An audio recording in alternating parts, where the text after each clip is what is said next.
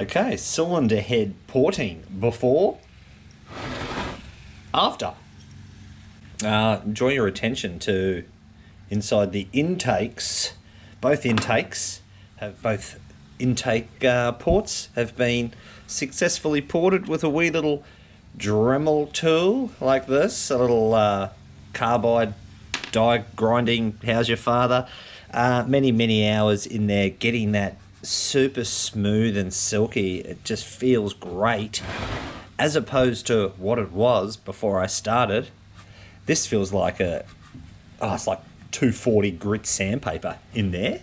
And obviously the theory being that the air and fuel mixture gets a little bit discombobulated, a little bit turbulated, and doesn't flow through the 240 grit sandpaper passage, as opposed to this silk shirt that's in here.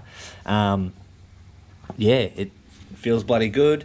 I was very conscious the whole time to not be going anywhere near where I'm pointing here, which is the valve seat, which is all about engine compression, and how to lose engine compression really quick is just put a gouge through that.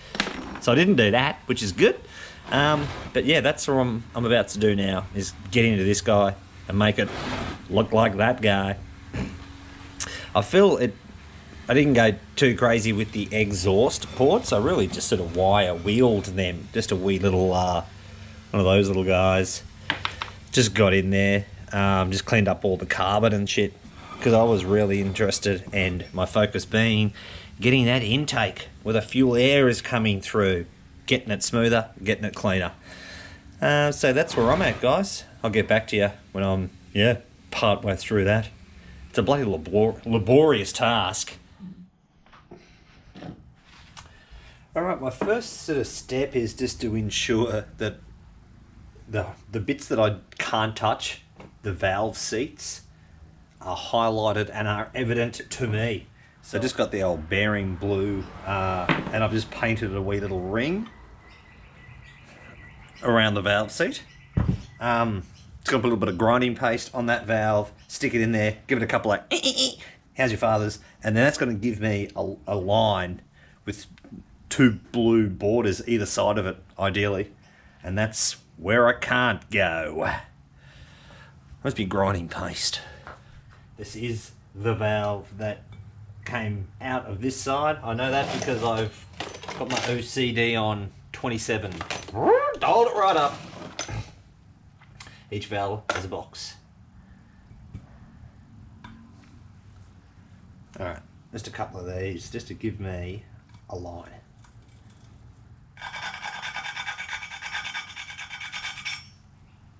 That's all I want. I've got a little line there. As grubby as it is, it's all I need to know where not to go. Righto, it's Dremel time. I got my bit in.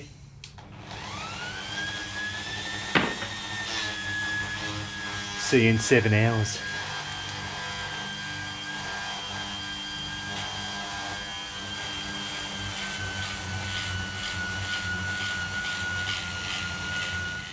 Righto, I've just tried to reposition you guys so you kind of get an understanding of what I'm doing. Or at least, for the voyeuristic purposes.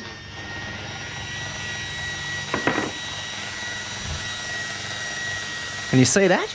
Let's go.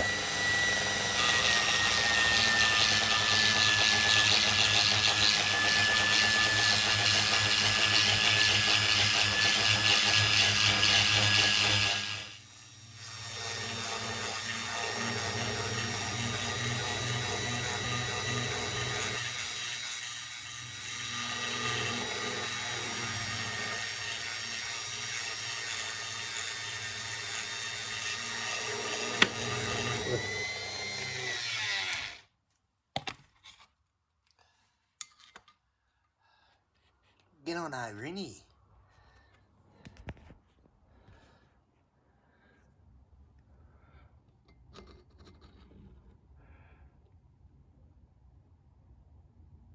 Let me just give that a little bit of a...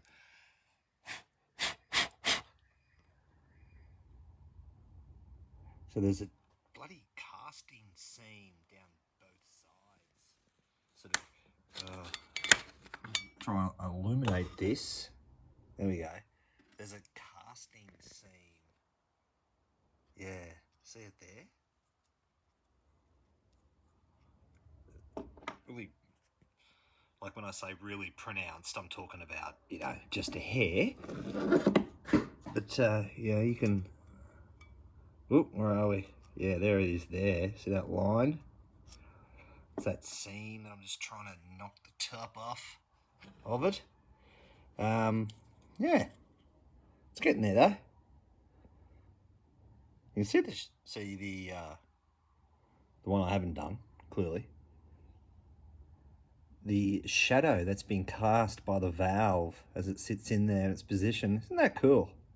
This goes to show how corrosive this fuel air mixture is to this cast aluminium and why it's beneficial to port the buggers. All right, back to work.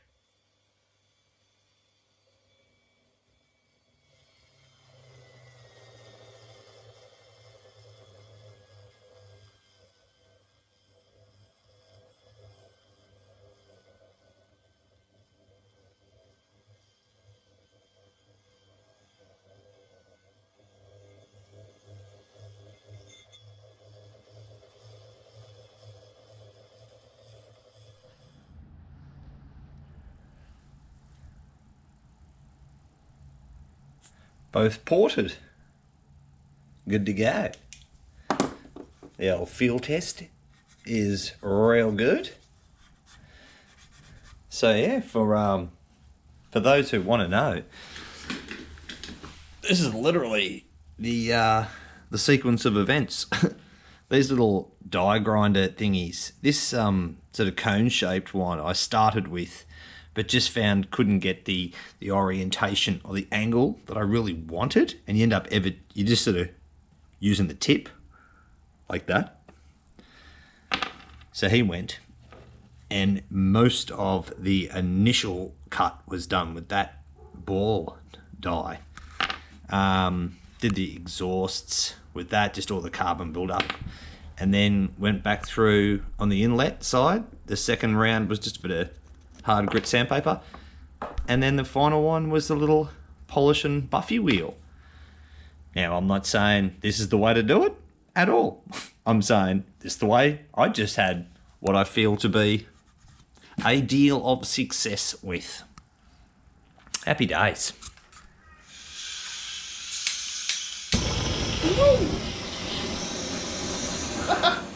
No control. Full control. Don't worry about that.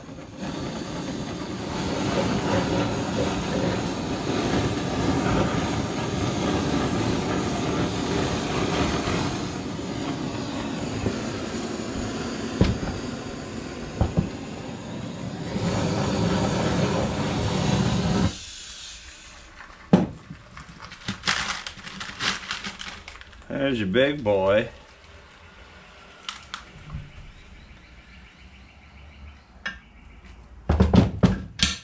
Straight in. And there's your little boy. Straight in. Seated perfectly. I know I'm a one-trick pony, but the dry ice and the hot stuff, it's a pretty good trick, isn't it? Impresses me. It never fails.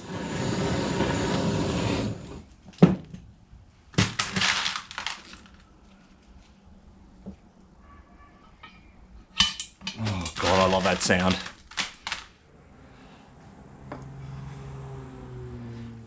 Righto.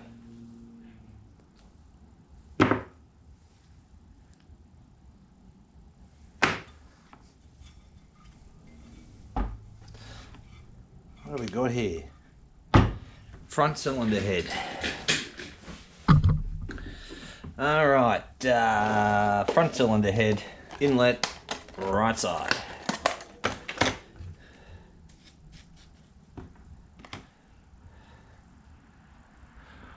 Right, yeah, get your laughing gear around this, guys. Never done this before, so this is how you do it. I'll be honest. I've lapped a couple of valves now.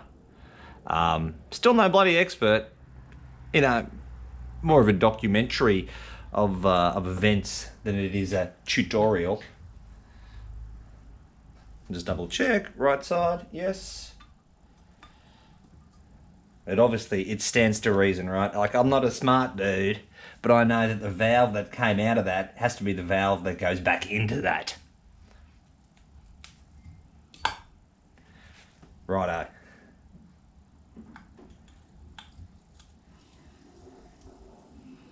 Now, I hope the GoPro mic picks this up, but you will hear a change of tone of this grit, you know, from really coarse to down to silent, which is kind of what you're chasing, right? That's how you know you're doing good work.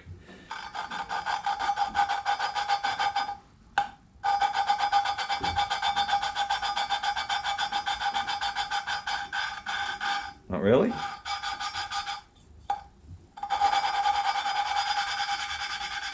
There you go. You can hear it sort of clean up.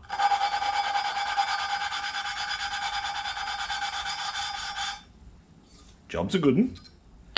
And it stands to reason this gets a bloody good clean, as that does after I do this process and before I do the build back.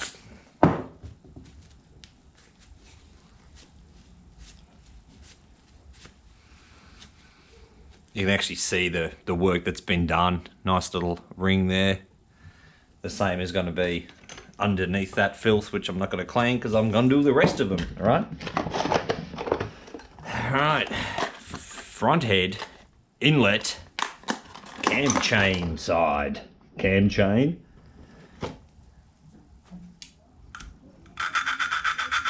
Gritty goodness. That changes. Eh? Shut up. So for those that don't know, it's clearly just a paste that has grit in it, texture in it, you know? And obviously what I'm doing is renewing the surfaces of where valve sits on, ironically enough, the seat in there. This is going to aid compression. This really is.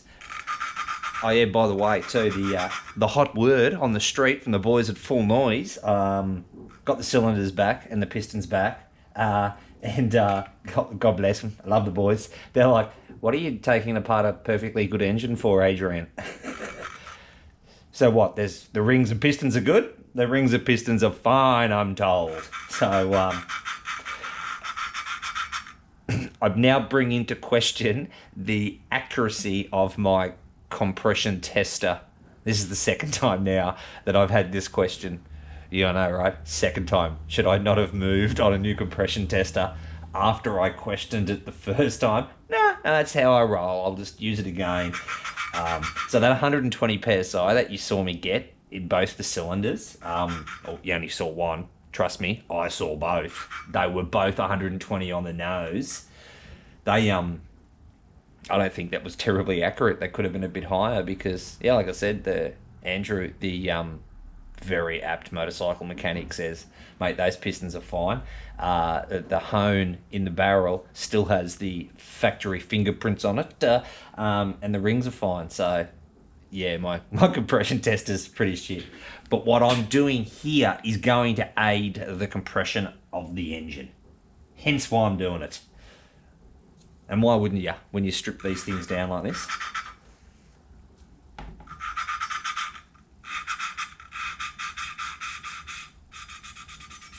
Silky smooth.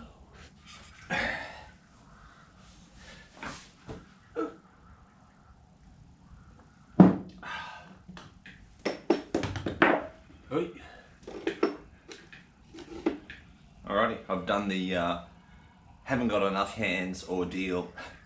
Getting these input-output shafts in kind of has to happen as a pair together, both hands. You can't just put one in and then drop the other one in and I'll have all the gears mesh. So that's a bastard. And that doesn't ever get easier. But it's in. the selector drum forks are in, the selector drum is in, the crank is in, new O-rings, dowels. Let's put the other side of this case on and shut this case.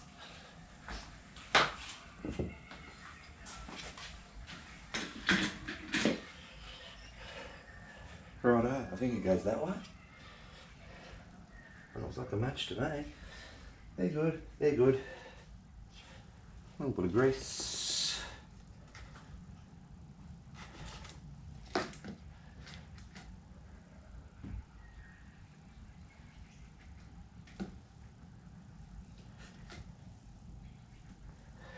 Just a token gesture of grease on the metal touchy part.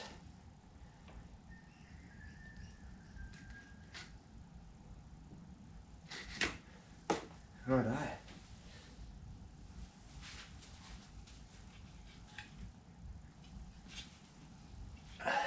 I reckon you go there first.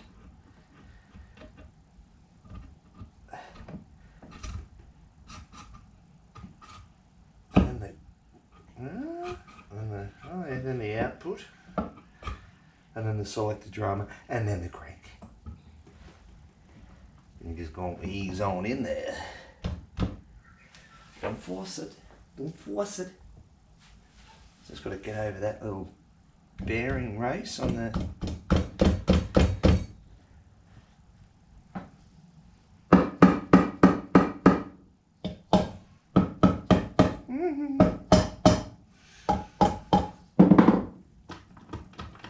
Come on.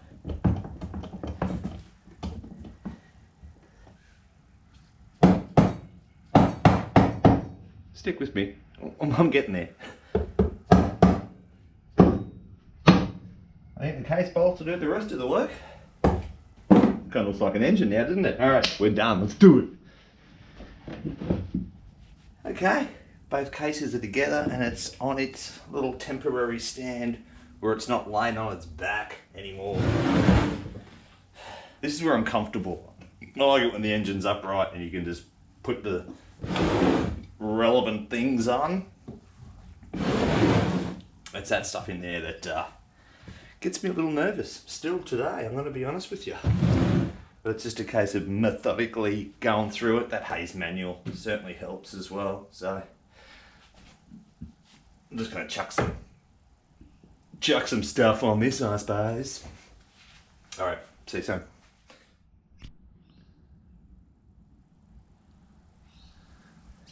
So I got the cylinders on now, put the heads on next. Slowly getting there. I do enjoy this part. These the new gaskets, the new seals, you know, all the good stuff. So you just got to throw some valves in there. I don't know what I enjoy more, the actual engine coming together or the gasket kit getting smaller and smaller. Good times, people. Good times. That thing's a bloody godsend. Just quietly. Have I not said that before? So, the valves. The valve placement into the head.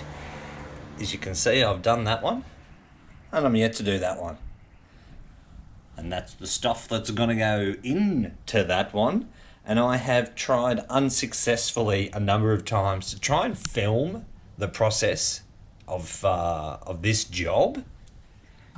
Yeah, I've tried a number of times to film me doing that job, and it's just so finicky and so hard, and I've got to get in there where kind of you need to be. So what I thought I would do was just show you what's happening without all the gubbins happening, right? So here we go.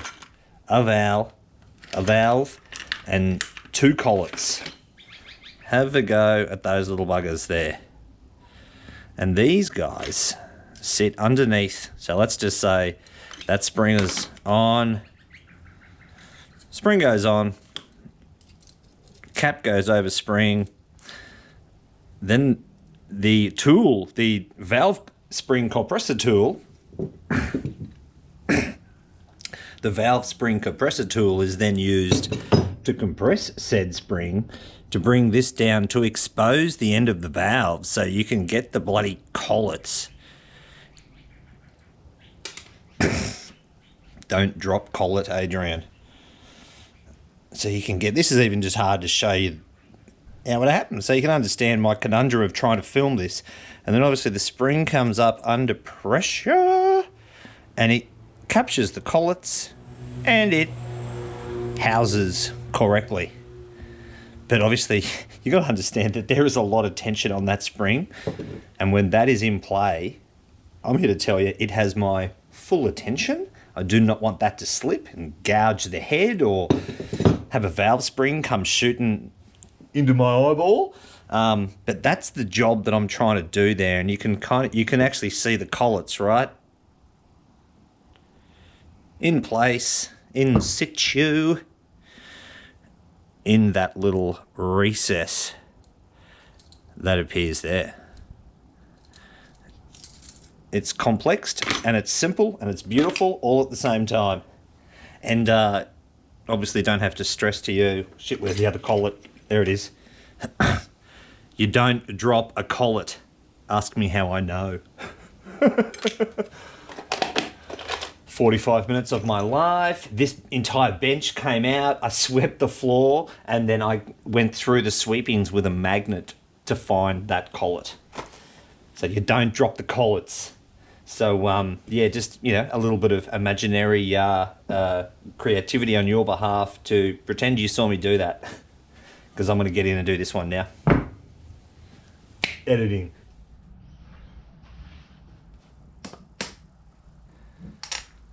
Just about to top this thing out. Second last job.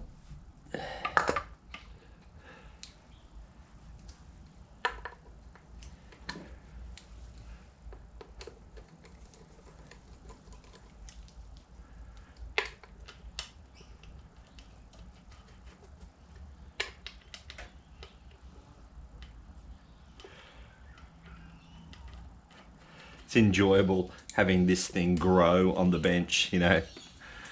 The first couple of jobs on the rebuild are done at waist level. And then by the end of it, oh, straining, it's getting taller.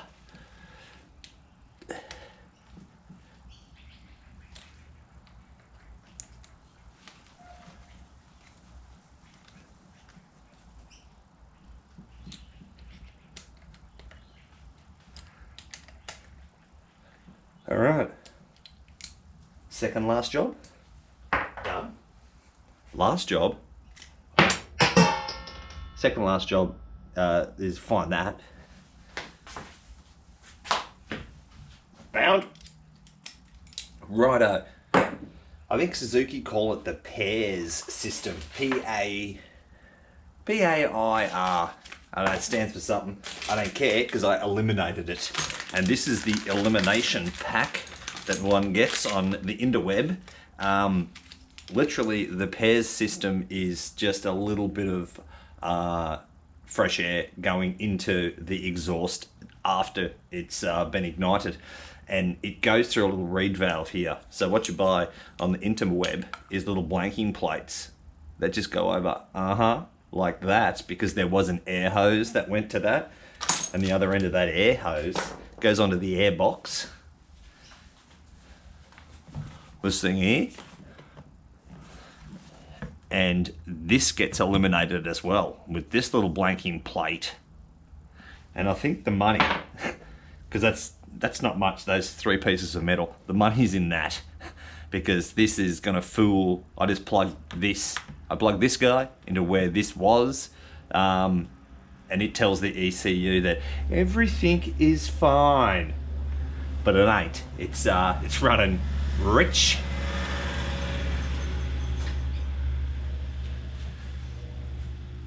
So that's this was something Suzuki built that works in conjunction with like the catalytic converter down the exhaust pipe way. So as soon as you take the original exhaust off, I feel you have to play the blanking game. right?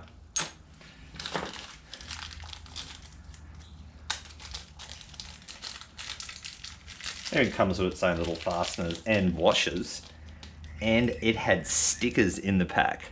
So I'm going to say it, smart moto. I paid full retail, but I was impressed with what I got.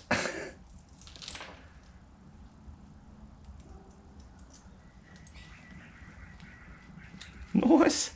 Looks good, doesn't it? I like it. I like it.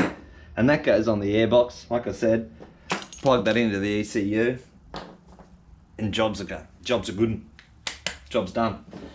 So that is a Suzuki SV650 sort of rebuild, I suppose that was. You know, I found nothing untoward in this engine, but it was nice to give it the freshen up with gaskets and seals and bearings and let's get this thing in the bike now. Nervous, I'm not gonna lie to you. Once again,